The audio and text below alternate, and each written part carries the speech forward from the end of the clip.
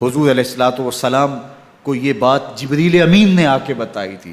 جب حسین ابن علی کے ساتھ حضور محبت کا اظہار کر رہے تھے، تو یہ جبریل امین نے آ کے کہا تھا حضور آپ کا یہ بیٹا ارض طف میں شہید کر دیا جائے گا،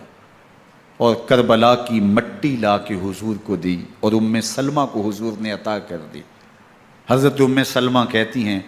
کہ ایک دن میں سوئی تو خواب دیکھا کہ حضور کے مبارک بال بکھرے ہوئے ہیں اور سخت پریشان ہیں،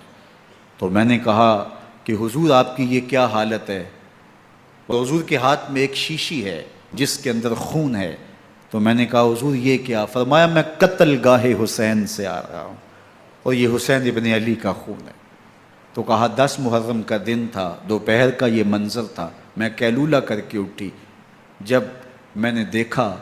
تو وہ شیشی جس میں کربلا کی مٹی رکھی تھی وہ خون بن چکی تھی۔